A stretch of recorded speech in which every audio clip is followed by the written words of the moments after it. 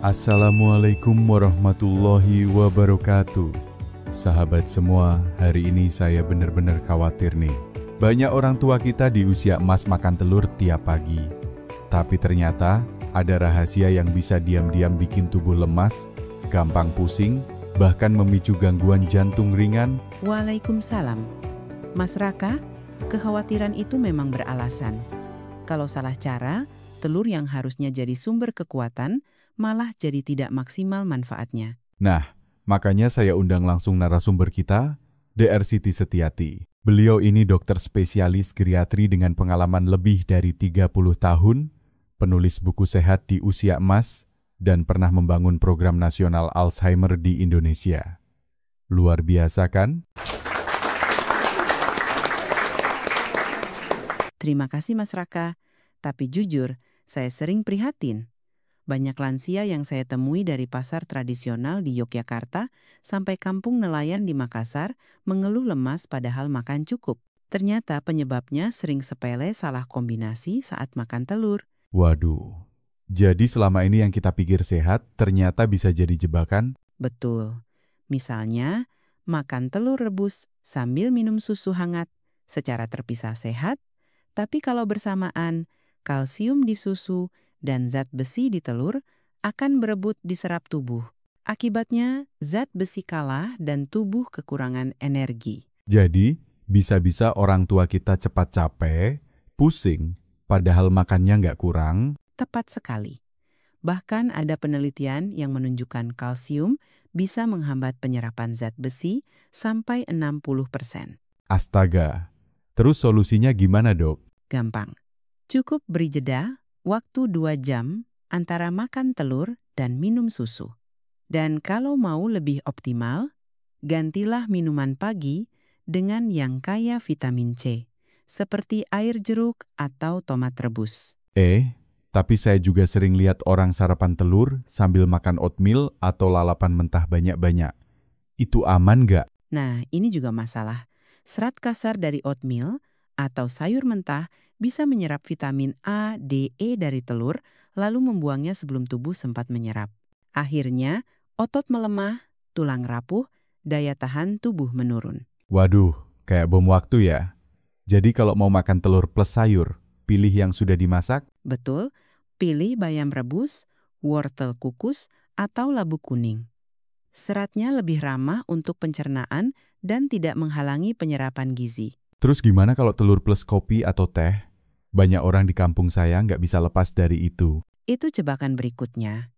Tanin di teh dan kafein di kopi bisa mengikat zat besi, zinc, dan vitamin B dari telur, lalu membuangnya. Ditambah lagi, kafein bisa bikin asam lambung naik. Duh, lengkap sudah. Jadi kalau mau minum kopi atau teh, harus tunggu 1 jam setelah makan telur ya? Betul, kalau butuh minuman hangat saat sarapan, coba teh herbal jahe atau kayu manis. Lebih aman untuk lambung dan gizi. Sahabat semua, coba ingat-ingat, selama ini sarapan telur kita ditemani apa? Jangan-jangan justru teman makannya yang bikin tubuh kita cepat lemas. Benar, telur itu luar biasa, tapi hanya kalau dimakan dengan cara yang tepat. Jeda sebentar, kamu lagi nonton dari mana nih? Surabaya, Padang, Makassar, atau mungkin dari desa kecil di Kalimantan Timur? Tulis komentar dengan usia kamu ya. Aku benar-benar pengen kenal kamu lebih dekat. Semua komentar bakal aku baca dan aku usahakan balas satu persatu. Telur itu sehat, tapi bisa jadi racun kalau dimakan dengan cara ini. Mas Raka, saya setuju. Banyak orang tua kita tidak menyadari bahwa salah kombinasi saat makan telur bisa diam-diam menggerogoti kesehatan mereka. Wah, ini ngeri juga ya. Saya jadi kepikiran orang tua saya di rumah.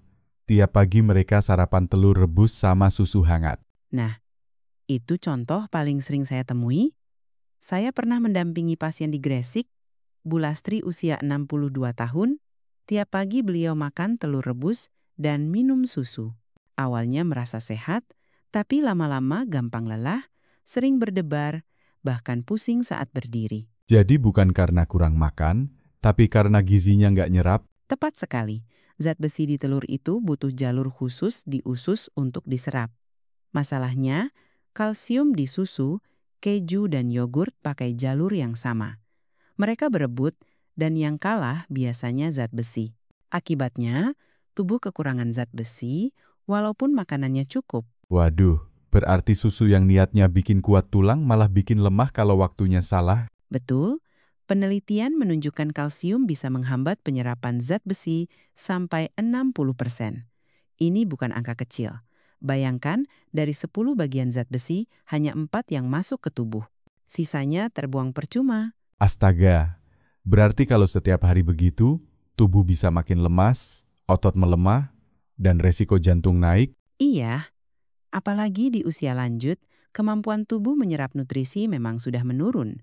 Kesalahan kecil dalam waktu makan bisa punya efek besar. Terus solusinya apa? Masa nggak boleh minum susu? Boleh, tapi beri jeda waktu minimal 2 jam.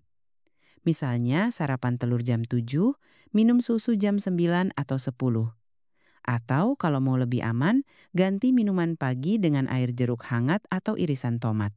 Vitamin C membantu tubuh menyerap zat besi sampai 3 kali lipat. Wah, berarti telur plus tomat itu duet maut yang sehat ya? Betul sekali. Saya pernah sarankan ke Bu Yuni di Klaten untuk menambahkan tumisan tomat di telur dadarnya. 2 bulan kemudian, beliau bilang badan lebih segar dan jarang lemas. Tapi dok, saya juga lihat ada yang sarapan telur sama oatmeal dan roti gandum biar kenyang sampai siang. Itu gimana? Itu jebakan kedua. Serat kasar seperti oatmeal, roti gandum, dan lalapan mentah dalam jumlah besar bisa menyerap vitamin A, D, E dari telur, lalu membuangnya sebelum sempat diserap. Akhirnya, tulang rapuh, daya tahan tubuh melemah. Waduh, berarti yang kita pikir paket sehat bisa jadi penyebab tubuh gampang sakit? Betul, serat memang penting, tapi untuk lansia, jumlah dan waktunya harus diatur. Lebih baik pilih sayur matang, seperti bayam rebus, wortel kukus, atau labu kuning saat makan telur. Oke, saya mulai paham. Jadi telur itu kayak sahabat yang baik, tapi kalau dikenalin sama teman yang salah, manfaatnya hilang. Tepat sekali, Mas Raka. Kita pikir tempe hanya makanan biasa, tapi ini bisa menjaga jantung sehat. Begitu juga telur. Kalau dipadukan dengan pasangan yang tepat, manfaatnya bisa luar biasa. Nah, tadi kita sudah bahas jebakan susu dan serat kasar. Tapi saya penasaran, Dok, bagaimana dengan kebiasaan orang minum teh atau kopi bareng sarapan telur? Mas Raka, ini jebakan ketiga yang tidak kalah berbahaya. Banyak orang tua kita, terutama di kampung-kampung, merasa belum melek kalau belum minum kopi atau teh di pagi hari. Padahal, kebiasaan ini bisa memotong setengah manfaat telur. Wah, setengah? Maksudnya gimana? Di dalam teh, terutama teh hitam dan teh hijau, ada zat bernama tanin. Di kopi, ada kafein dan senyawa asam. Tanin itu punya sifat unik. Dia mengikat zat besi, zinc, dan vitamin B dari telur, lalu membentuk senyawa yang tidak bisa diserap tubuh. Jadi, nutrisi yang seharusnya bikin badan kuat malah ikut keluar begitu saja? Tepat sekali. Bahkan penelitian di Jepang membuktikan minum teh saat makan bisa mengurangi penyerapan zat besi sampai 50%. Untuk lansia yang sudah berisiko anemia, ini sangat berbahaya. Wah, pantesan ada yang tiap pagi sarapan telur sama kopi, tapi tetap saja lemas. Benar. Saya ingat Pak Ismail, 70 tahun, dari Banyuwangi. Tiap pagi wajib makan telur ceplok dan kopi hitam panas. Beberapa bulan terakhir beliau sering kedinginan dan cepat capek. Setelah saya sarankan untuk memindahkan kopi ke jam 10 pagi, kondisi beliau membaik. Jadi solusinya cuma nunggu 1 jam? Minimal 1 jam setelah makan telur. Kalau butuh minuman hangat, bisa ganti dengan teh herbal jahe atau kayu manis. Ini lebih ramah lambung dan tidak mengganggu penyerapan gizi. Ternyata, masalahnya bukan hanya apa yang kita makan, tapi juga kapan kita meminumnya. Betul, waktu itu penting. Makanan yang sehat bisa berubah jadi kurang bermanfaat kalau waktunya salah. Nah, kalau soal cara masak telur, banyak orang bilang semua sama saja. Telur goreng, rebus, orak-arik, apa benar sama, Dok? Tidak, Mas Raka. Cara masak menentukan kualitas gizinya. Telur goreng dengan minyak banyak dan suhu tinggi bisa merusak protein dan menambah lemak trans. Ini bisa meningkatkan kolesterol jahat. Berarti lebih aman telur rebus? Ya, telur rebus adalah pilihan terbaik untuk lansia. Tidak menambah minyak, menjaga vitamin B12 dan folat, dan ringan untuk lambung. Alternatifnya, telur poach atau orak-arik dengan sedikit minyak zaitun juga sangat baik. Kalau telur setengah matang atau mentah, gimana? Untuk lansia, sebaiknya dihindari. Risiko bakteri seperti salmonella lebih tinggi dan daya tahan tubuh sudah tidak sekuat dulu. Lebih baik pilih yang matang sempurna. Saya jadi ingat di kampung nenek saya, telur sering digoreng sampai garing pakai minyak bekas. Itu bahaya ya, Dok? Bahaya sekali. Minyak bekas pakai mengandung lemak trans dan senyawa oksidasi yang bisa merusak pembuluh darah. Untuk jantung lansia, ini ancaman besar. Jadi, kalau mau sehat, kuncinya bukan hanya makan telur setiap hari, tapi makan telur dengan cara yang benar. Tepat sekali. Dan ini bisa dimulai besok pagi di dapur sendiri tanpa perlu biaya tambahan. Dok, saya makin penasaran nih. Selain susu, serat kasar, sama teh atau kopi, ada nggak pasangan makanan yang justru bikin telur jadi lebih bermanfaat? Ada banyak, Mas Raka. Salah satunya adalah makanan yang kaya vitamin C. Wah, yang kayak jeruk, tomat gitu ya? Betul. Vitamin C membantu penyerapan zat besi dari telur sampai 3 kali lipat. Misalnya, makan telur rebus dengan tumisan tomat, paprika kukus, atau segelas air jeruk hangat. Jadi, vitamin C itu kayak pintu yang dibukain biar zat besi masuk ke tubuh? Tepat sekali.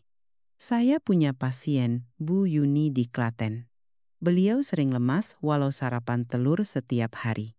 Setelah mengganti teh paginya dengan air jeruk dan menambahkan tumisan tomat ke telur dadarnya, 2 bulan kemudian beliau merasa lebih segar dan jarang sakit kepala. Wah, cuma ganti minuman dan tambah sayur, efeknya besar sekali ya. Betul. Lansia tidak selalu butuh perubahan besar atau obat mahal. Kadang cukup ubah kombinasi makanan. Selain vitamin C, ada lagi nggak, Dok? Ada. Sayur berwarna cerah, terutama yang mengandung beta-karoten seperti wortel, labu kuning, dan bayam. Beta-karoten ini akan berubah menjadi vitamin A di dalam tubuh. Vitamin A larut dalam lemak, dan telur punya lemak sehat alami yang membantu penyerapannya. Wah, jadi telur itu bisa bantu sayur lebih bermanfaat, dan sebaliknya. Betul.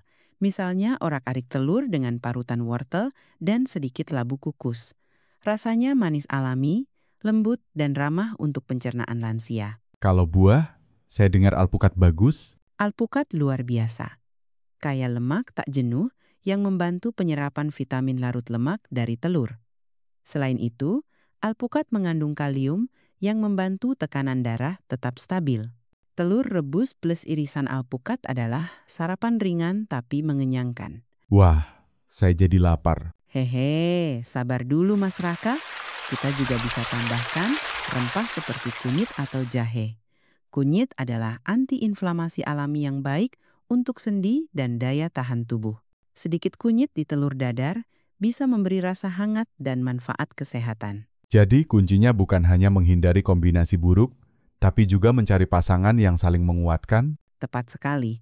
Telur bisa jadi makanan super jika dipadukan dengan teman yang tepat. Sahabat semua, coba pikirkan. Besok pagi, mau masak telur dengan pasangan apa? Tomat, paprika, alpukat? Tulis di komentar. Siapa tahu ide kamu menginspirasi yang lain. Nah, Dok, kita sudah tahu pasangan makanan yang baik dan yang buruk untuk telur. Tapi saya penasaran, telur itu sebaiknya dimakan pagi, siang, atau malam sih? Untuk lansia, waktu terbaik justru pagi atau siang hari, Mas Raka. Kenapa bukan malam? Karena di pagi hari, sistem pencernaan kita masih segar, enzim bekerja optimal, dan tubuh siap menyerap nutrisi dengan efisien. Makan telur di pagi hari membantu menjaga gula darah stabil, mencegah lapar berlebihan di siang hari, dan memberi energi bertahap tanpa lonjakan drastis. Jadi kalau makan pagi, kita bisa tahan lapar dan gak gampang tergoda gorengan. Betul. Selain itu, Protein dari telur membuat rasa kenyang lebih lama. Ini penting untuk menghindari camilan manis yang bisa memicu diabetes dan kolesterol tinggi. Tapi bukan cuma soal kenyang kan, Dok? Tepat. Protein juga menjaga massa otot di usia lanjut. Lansia rentan mengalami sarkopenia, penurunan massa otot. Akibatnya tubuh cepat lelah, mudah jatuh, dan keseimbangan memburuk. Wah, ini serius. Kalau otot lemah, kita bisa kehilangan kemandirian ya. Benar. Saya ingat Pak Tarmo, 72 tahun di Pekalongan. Setelah pensiun, jarang olahraga, sering jatuh di tangga. Saya ubah sarapannya, telur rebus plus bayam rebus dan alpukat. 2 bulan kemudian, kekuatan kakinya kembali, dan dia percaya diri lagi naik tangga. Luar biasa. Jadi makan telur di pagi hari itu seperti investasi untuk masa depan tubuh kita. Tepat sekali. Dengan kebiasaan sederhana ini, kita bisa mempertahankan kemampuan berjalan sendiri, naik tangga sendiri, dan hidup mandiri sampai usia senja. Tapi Dok, banyak orang takut makan telur setiap hari karena kolesterol. Itu gimana? Kekhawatiran itu wajar, tapi sekarang ilmu kedokteran sudah jelas. Telur memang mengandung kolesterol, tapi tubuh punya mekanisme mengatur produksinya. Pada kebanyakan orang sehat, 1 butir telur per hari aman, bahkan bermanfaat. Jadi telurnya nggak otomatis bikin kolesterol darah melonjak? Tidak, malah telur mengandung kolin yang membantu mengatur metabolisme lemak dan menjaga fungsi otak. Tapi untuk orang dengan LDL tinggi secara genetik atau punya penyakit jantung, diabetes, tetap perlu konsultasi dulu. Jadi, kuncinya bukan menghapus telur dari menu, tapi mengaturnya dengan bijak. Betul sekali Mas Raka, telur itu sahabat, bukan musuh, kalau kita tahu cara menikmatinya. Wah, Dok, makin lama saya merasa ilmu soal telur ini luas sekali. Ternyata hal-hal kecil seperti waktu makan, pasangan makanan, sampai cara masak bisa bikin perbedaan besar. Betul Mas Raka. Justru pada lansia, detail kecil inilah yang menentukan apakah nutrisi benar-benar masuk atau terbuang sia-sia. Nah, kalau soal kualitas telur, apa semua telur itu sama saja? Tidak selalu. Kalau memungkinkan, pilih telur ayam kampung atau telur organik. Kandungan omega 3 dan vitaminnya biasanya lebih tinggi dibanding telur ayam ras biasa.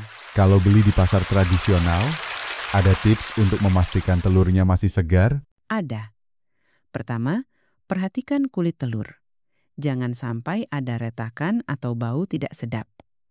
Kedua, simpan di bagian tengah kulkas, bukan di pintu, agar suhunya stabil. Berarti telur juga butuh rumah yang nyaman ya, Dok? Hehe. Betul sekali Mas Raka.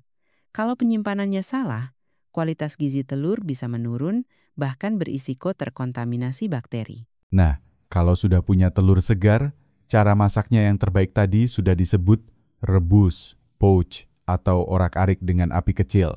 Tapi, banyak orang bilang telur setengah matang lebih enak. Untuk usia muda mungkin aman, tapi untuk lansia, risiko bakteri salmonella terlalu tinggi. Daya tahan tubuh kita tidak sekuat dulu, sehingga infeksi bisa lebih parah. Jadi demi aman, pilih yang matang sempurna saja ya. Tepat sekali. Ingat, tujuan kita bukan hanya kenyang, tapi sehat dan kuat di usia lanjut. Saya jadi teringat kebiasaan di kampung nenek saya. Telur sering disajikan bersama sambal dan nasi putih hangat. Itu gimana, Dok? Kalau sambalnya tidak terlalu pedas dan minyaknya sedikit, tidak masalah. Tapi hati-hati untuk lansia yang punya masalah lambung. Berarti intinya kita bisa tetap menikmati masakan khas Indonesia, asal tahu batasnya. Betul. Makanan tradisional kita, kaya rasa dan gizi, tinggal disesuaikan cara masaknya dan kombinasinya. Jadi nggak perlu beli suplemen mahal kalau kita bisa atur makanan dengan benar. Tepat sekali Mas Raka. Banyak lansia yang sehat bukan karena obat mahal, tapi karena disiplin mengatur makan. Sahabat semua, coba ingat-ingat lagi. Besok pagi, telur kamu mau dimakan sama apa? Dan jam berapa? Tulis di komentar. Siapa tahu bisa jadi inspirasi untuk yang lain. Dok, dari semua yang kita bahas hari ini, saya jadi sadar ternyata telur itu bukan sekadar lauk, tapi bisa jadi sahabat terbaik lansia kalau dimakan dengan cara yang tepat. Betul, Mas Raka. Telur itu seperti teman setia murah, Mudah ditemukan di pasar mana saja, tapi manfaatnya bisa luar biasa kalau kita mengerti cara menikmatinya. Jadi kuncinya ada di 3 hal. Waktu yang tepat, pasangan makanan yang tepat, dan cara masak yang tepat. Tepat sekali. Dan semua itu bisa dilakukan di rumah tanpa perlu biaya tambahan. Misalnya, memisahkan waktu makan telur dan susu 2 jam, menghindari kopi atau teh selama 1 jam setelah makan telur, dan memadukannya dengan sayur matang atau buah kaya vitamin C. Wah, ternyata nggak ribet sama sekali ya. Tidak. Bahkan perubahan kecil seperti ini bisa membuat tubuh lebih bertenaga, pikiran lebih segar, dan mencegah risiko penyakit seperti tekanan darah tinggi, diabetes, atau osteoporosis. Saya jadi teringat cerita Pak Hadi di Salatiga yang Bapak ceritakan sebelumnya. Hanya dengan mengurangi serat kasar di pagi hari dan mengganti dengan sayur matang, kondisinya membaik. Benar. Itu bukti bahwa kesehatan lansia tidak selalu bergantung pada obat. Kadang, pengetahuan kecil yang dipraktikkan konsisten jauh lebih kuat efeknya. Sahabat semua, mulai sekarang jangan anggap enteng cara kita makan telur. Ingat, tujuan kita bukan cuma kenyang, tapi sehat, kuat, dan tetap mandiri di usia lanjut. Tepat sekali. Dengan menjaga pola makan sederhana ini, kita bisa mencegah tubuh menjadi lemah, menghindari ketergantungan pada orang lain, dan menikmati hidup dengan percaya diri sampai usia senja. Jadi, besok pagi kita mulai, ya. Telur rebus atau orak-arik lembut, sayur matang, dan segelas air putih hangat. Kopi atau susu nanti dulu. Setuju. Dan jangan lupa, bagikan ilmu ini ke saudara, tetangga, atau teman di masjid. Karena seringkali, yang menyelamatkan kesehatan bukan obat mahal, tapi pengetahuan kecil yang dibagikan dengan niat tulus. Terima kasih banyak, Dr. Siti Setiati, atas ilmunya yang sangat berharga. Sama-sama Mas Raka, semoga semua sahabat lansia di rumah bisa lebih bijak menikmati telur mulai hari ini. Sahabat semua, kita akhiri talkshow ini dengan satu pertanyaan. Kamu sudah siap mengubah cara makan telur demi hidup yang lebih sehat? Tulis jawaban kamu di komentar, dan seperti biasa, semua komentar akan saya baca dan usahakan saya balas satu persatu. Wassalamualaikum warahmatullahi wabarakatuh. Wassalamualaikum warahmatullahi wabarakatuh.